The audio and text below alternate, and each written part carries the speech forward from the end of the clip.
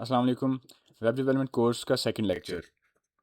इस लेक्चर में हम पीएचपी के बेसिक्स और अरिथमेटिक ऑपरेशंस के बारे में जानेंगे। What is PHP? पीएचपी क्या चीज़ है? पीएचपी एक ऐसी लैंग्वेज है जिसको हम सर्वर साइड स्क्रिप्टिंग के लिए यूज़ करते हैं। सर्वर साइड स्क्रिप्टिंग से मुराद सर्वर साइड प्रोसेसिंग और आउटपुट जनरेशन है। ये सर्वर के ऊपर रन होती है और आउटपुट जो है वो ब्राउज़र को सेंड करती है। इस चीज़ को समझने के लिए हम एक डायग्राम की मदद लेते हैं।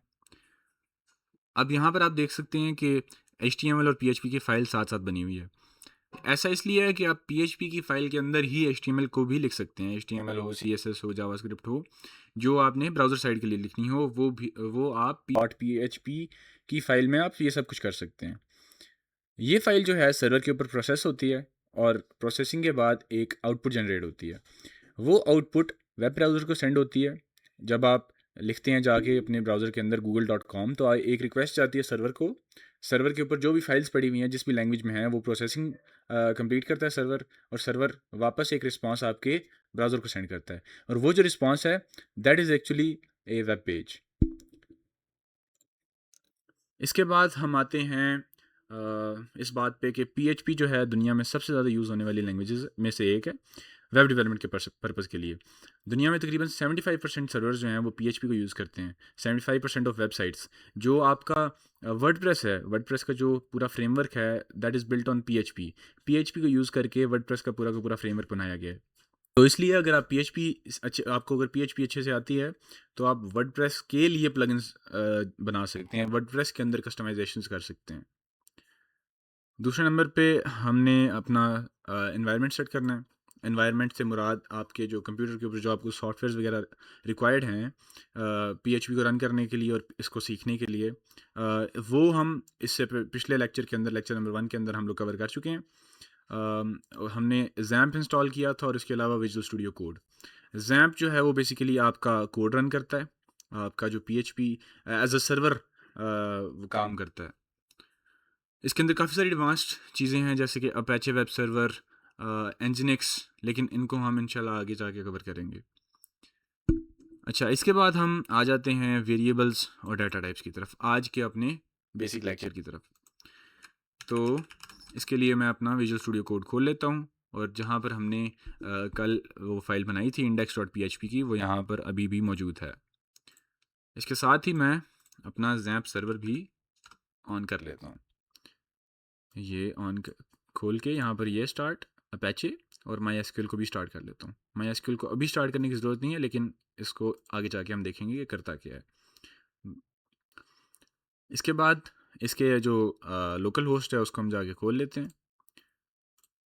यहाँ पर अगर आप जाके लिखेंगे लोकल होस्ट, तो उसके बाद यहाँ पर अगर आपके पास ऐसा कुछ भी आता है तो उसको प्रोसीड टू लोकल होस्ट कर दें, क्योंकि इसका सर्टिफिकेट इंस्टॉल नहीं है। इसके ऊपर भी हम आगे जाके डिस्कस करेंगे कि ये सर्टिफिकेट्स वगैरह ये क्या होते हैं, SSL, TLS, ये क्या क्या चीज़ें होती हैं। अच्छा, इसके बाद जो हमने इधर एक फ़ोल्डर बनाया था न्यू साइट के नाम से, हम उसको ओपन कर लेते हैं। अभी फ़िलहाल हमारे पास वही आउटपुट आ रही है जो हमने यहाँ पर विजुअल स्टूडियो कोड पे एंटर किया था। अब हम देखते हैं PHP के स्टार्टिंग और एंडिंग टैग्स। जहाँ पर भी आप PHP का कोड लिखेंगे वहाँ पर आपको ये स्टार्टिंग टैग और ये एंडिंग टैग डालना होगा। अब आप इसको देख सकते हैं कि ये ग्रेटर देन का साइन, उसके बाद क्वेश्चन मार्क और उसके बाद PHP। इसके अलावा एंडिंग टैग जो है वो क्वेश्चन मार्क के बाद स्मॉलर देन का साइन या लार्जर देन, जैसे भी आप इसको देखें। तो इन दोनों टैग्स के दरमियान में आप कोड लिख सकते हैं, और ऐसे भी कर सकते हैं कि जैसे 2 या 3 दफ़ा आप PHP का कोड स्टार्ट कर रहे हैं, के दरमियान में आप HTML लिख रहे हैं या फिर कोई भी और लैंग्वेज आप लिख रहे हैं, जावास्क्रिप्ट अपने फ्रंट एंड के लिए या कोई और चीज़। इन चीज़ों को भी हम आगे जाके कवर करेंगे। फ़िलहाल हम आ जाते हैं अपने स्टार्टिंग और एंडिंग टैग्स के दरमियान के अंदर। यहाँ पर हम देखेंगे कि वेरिएबल्स कैसे काम करते हैं और वेरिएबल्स क्या होते हैं। वेरिएबल्स कोई भी ऐसी चीज़ है जिसकी वैल्यू को आप चेंज कर सकते हैं। PHP के अंदर और किसी भी प्रोग्रामिंग लैंग्वेज के अंदर आप जिस चीज़ को डाटा स्टोर करने के लिए यूज़ करते हैं उसको आप वेरिएबल कहते हैं, जिसकी आप वैल्यू को अपडेट भी कर सकते हो। PHP के अंदर सारे के सारे वेरिएबल्स, जैसे कि यहाँ पर आप देख सकते हैं, एक डॉलर साइन के साथ स्टार्ट होते हैं। variables in PHP start with a dollar symbol and are used to store data. They are case sensitive and can hold integers, strings और floating point numbers. इसका मतलब ये है कि वेरिएबल्स जो हैं PHP के अंदर वो हमेशा डॉलर के सिंबल के साथ स्टार्ट होंगे. वो केस सेंसिटिव हैं. केस सेंसिटिव का मतलब है कि अगर आप डॉलर वेलकम का वेरिएबल का नाम बना रहे हैं तो उसको अगर आपका W कैपिटल है और आप उसको आगे जाके यूज़ कर रहे हैं स्मॉल w के साथ, तो वो दोनों अलहदा हैं. वो उसको एक कंसिडर नहीं करेगा. आपका जो इंटरप्रेटर है या फिर आपका कंपाइलर जो है वो उसको एक कंसिडर नहीं करेगा. इंटरप्रेटर या फिर कंपाइलर क्या चीज़ होती है? इंटरप्रेटर या कंपाइलर आपका वो चीज़ है, आपका सर्वर है जो कि एक्चुअली में आपके कोड को रन कर रहा है. यहाँ पर हमारे केस के अंदर जैम्प है. जैम्प के अंदर हमारा बेसिकली PHP का खुद एक कंपाइलर है जो बैकएंड में रन हो रहा है. अब हम एक वेरिएबल बना के भी देख लेते हैं और उसको उसकी वैल्यू को आउटपुट करना भी सीख लेते हैं. जैसे कि मैंने अभी वेलकम की एग्जांपल दी थी, तो हम नाम इसका वेलकम ही रख देते हैं. इसकी वैल्यू में हम कोई इंटीजर वैल्यू भी स्टोर कर सकते हैं, जैसे कि 100. इसी तरीके से हम इसकी वैल्यू के अंदर किसी स्ट्रिंग को भी स्टोर कर सकते हैं. स्ट्रिंग क्या होती है? आपका कोई भी सेंटेंस, आपके कोई भी इंग्लिश के अल्फ़ाबेट्स या फिर उर्दू के अल्फ़ाबेट्स. यहाँ पर हम इंग्लिश के अल्फ़ाबेट्स ही देखेंगे ऑब्वियसली. उनको अगर आपने कोई भी ऐसी स्ट्रिंग जनरेट करनी है या बनानी है तो उसके लिए आप उसको डबल कोट्स के अंदर या फिर सिंगल कोट्स के अंदर लिखेंगे. यहाँ पर हम हेलो वर्ल्ड ही लिख लेते हैं. तो यहाँ पर मैं आपको ये भी दिखाता हूँ कि इसकी वैल्यू अपडेट भी हो रही है. जैसे कि इसका नाम वेरिएबल है तो इसकी वैल्यू अपडेट होनी चाहिए. तो अभी जैसे यहाँ पर वेलकम की जो पहली वैल्यू थी वो 100 थी और उसके बाद हमने हेलो वर्ल्ड वैल्यू रख दी. तो अभी हम इसकी वैल्यू को आउटपुट करके देखते हैं कि क्या वैल्यू आती है. PHP के अंदर कोई भी वैल्यू को आउटपुट करने के लिए आपके पास जो फंक्शन है उसका नाम होता है एको.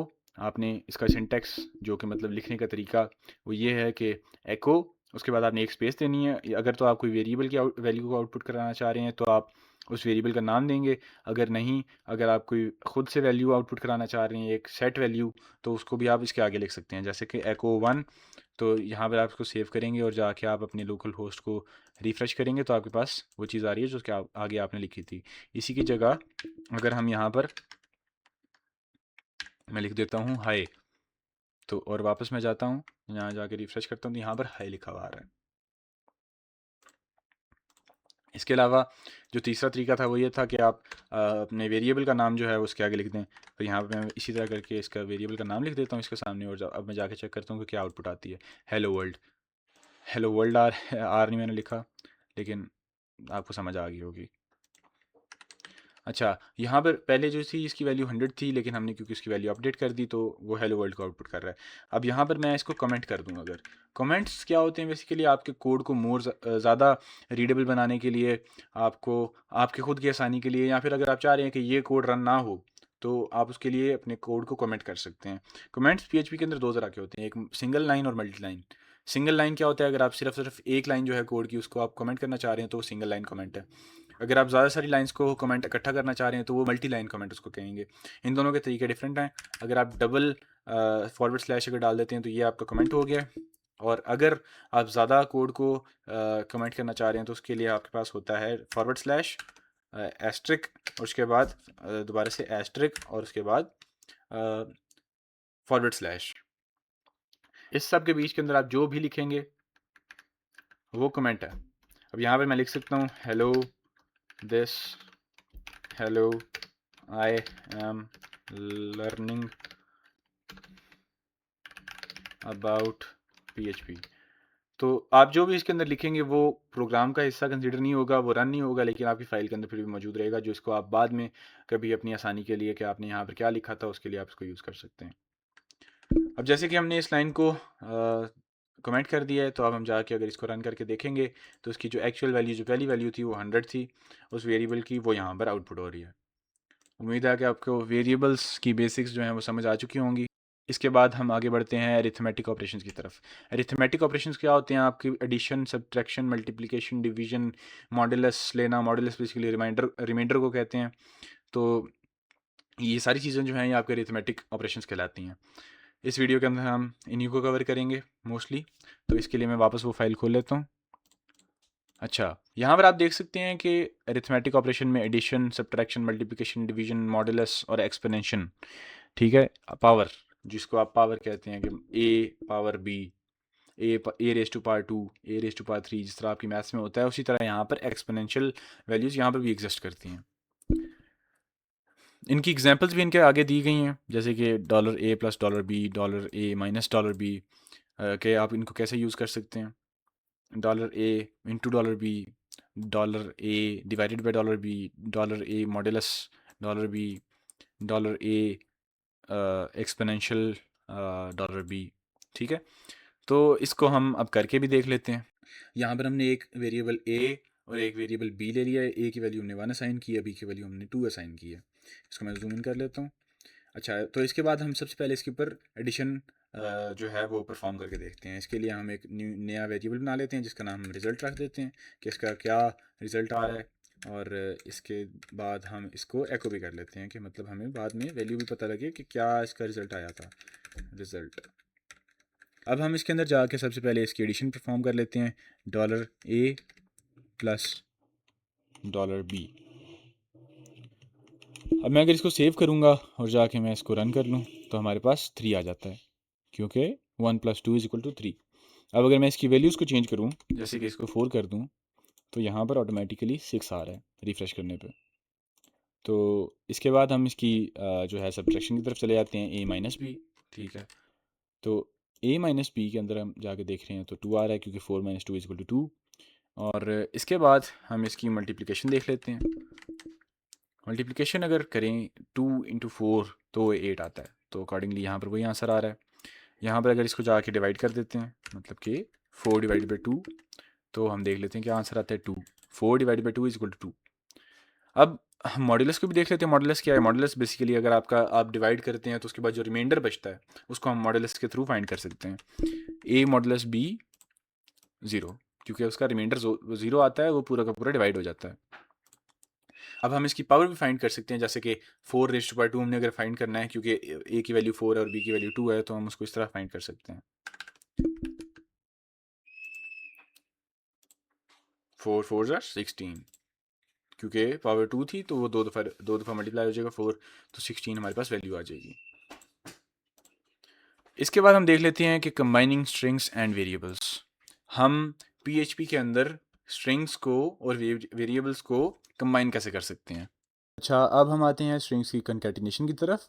कंकैटिनेशन बेसिकली दो स्ट्रिंग्स को या किसी चीज़ को कंबाइन करने को कहते हैं। इसके लिए मैं एक दफ़ा डायरेक्ट इसको आउटपुट कर लेता हूँ, और उसके अलावा मैं आपको इसको वेरिएबल के अंदर स्टोर करना भी सिखा देता हूँ। हम यहाँ पर एको, इसके बाद हम लोग जो हमारी स्ट्रिंग 1 थी इसको हम यहाँ पर लिख लेते हैं। उसके बाद हम जो चीज़ बेसिकली यूज़ होती है कंकैटिनेट करने के लिए, वो हमारा ये जो फुल स्टॉप का सिंबल होता है, इसको हम यूज़ करते हैं कंकैटिनेट करने के लिए, यानी कि दो स्ट्रिंग्स को या किसी चीज़ को कंबाइन करने के लिए। तो यहाँ पर हमारे पास स्ट्रिंग 1 की वैल्यू हेलो है, दूसरे स्ट्रिंग 2 जो है उसकी वैल्यू वर्ल्ड है, तो हमें इसके दरमियान में स्पेस भी देनी पड़ेगी। अगर मैं इसको ऐसे ही रन कर देता हूँ जैसे कि ये है, तो यहाँ पर अगर हम जाके देखते हैं, हेलो वर्ल्ड आ रहा है, लेकिन इसके दरमियान में स्पेस नहीं आ रही। अगर हम इसके अंदर स्पेस चाहते हैं तो यहाँ पर आके हम दोबारा से ये एक डॉट डालेंगे और दरमियान में हम डबल कोट्स के साथ एक स्पेस जो है उसको इंसर्ट कर देंगे, जैसे कि मैंने अभी की। अब इसको रिफ्रेश किया तो इसके दरमियान में एक स्पेस आ गई है। इसके अंदर जितनी मैं स्पेस डालता जाऊँगा वो इसके साथ ऐड होती जाएंगी। अच्छा, यहाँ पर एक बहुत एक बेसिक एलिमेंट है या टैग है HTML का, जो आपको मैं बताना चाहूँगा, जो कि है BR। इसका मतलब है ब्रेक लाइन। अब यहाँ पर जो स्ट्रिंग 1 की वैल्यू और स्ट्रिंग 2 की जो वैल्यू है, ये अलग-अलग लाइंस पे शो होंगी। कैसे, मैं आपको दिखा देता हूँ। आप जाके पेज को रिफ्रेश करेंगे तो हेलो ऊपर वाली लाइन के अंदर आ गया और जो वर्ल्ड है वो नीचे वाली लाइन के अंदर आ गया। तो उम्मीद करता हूँ आपको ये सारी चीज़ें समझ आ चुकी होंगी।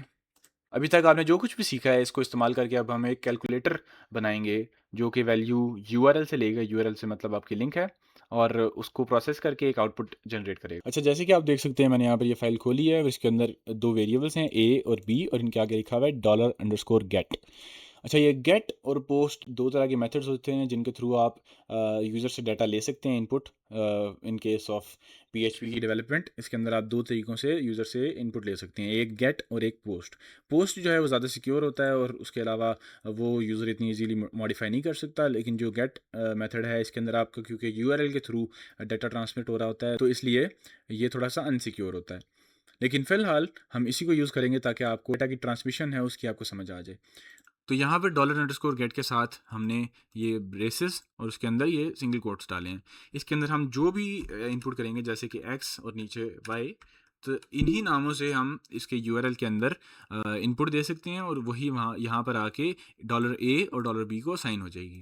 कैसे, वो आगे जाके आपको समझ आ जाएगी। अब हम सिंपली ए और बी को ऐड करेंगे।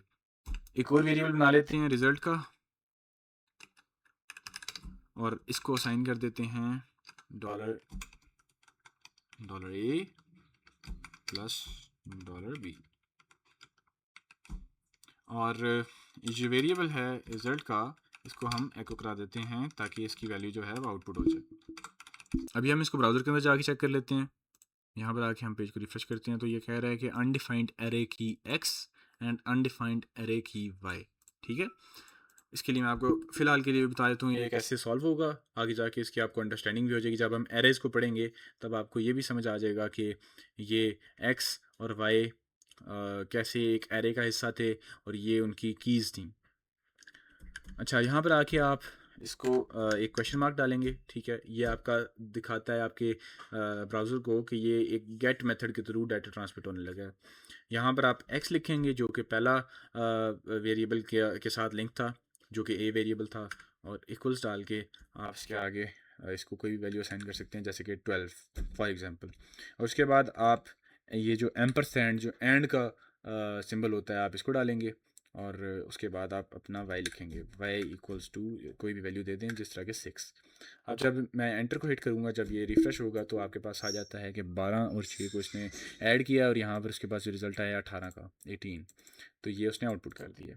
अब आप देख सकते हैं, आप यहाँ पर जो भी वैल्यू चेंज करते जाएंगे जैसे कि 4 तो यहाँ पर 16 आ गया। अब इसको 12 की बजाय आप इसको 10 कर दें तो ये यहाँ पर आपके पास 14 आ गया। तो ये एक डायनामिक एप्लीकेशन है जो कि आप बना चुके हैं, या आपका पहला कैलकुलेटर है जो आप बना चुके हैं। अगर आप इसको यहाँ पर सजाना चाहते हैं जैसे कि एको वेलकम टू कैलकुलेटर ऐप, ठीक है। अब इसके बाद आप इसके एक BR ज़रूर दे दीजिएगा ताकि जो आउटपुट है वो इससे अलग आए। यहाँ पर आप जाके इसको रिफ़्रेश करते हैं तो यहाँ पर वेलकम टू कैलकुलेटर ऐप, और उसके बाद आपके पास जो आउटपुट है वो आ रही है। अब इसके अंदर हम कंकैटिनेशन को भी अप्लाई कर लेते हैं। तो हम यहाँ पर लिख देते हैं रिज़ल्ट से पहले कि दी सम इज़, इसके बाद अब यहाँ पर आपको नज़र आ रहा है कि यहाँ पर एक स्ट्रिंग है और साथ में एक वेरिएबल है, इन दोनों को हम कैटिनेट कर रहे हैं। तो इसके दरम्यान में आपको ये जो फुल स्टॉप का साइन है ये भी देना पड़ेगा। Welcome to calculator app, the sum is 14। ये था आपका पहला डायनामिक वेब ऐप जो कि आपने बना लिया। मिलते हैं नेक्स्ट लेक्चर में, तब तक के लिए अल्लाह हाफ़िज़।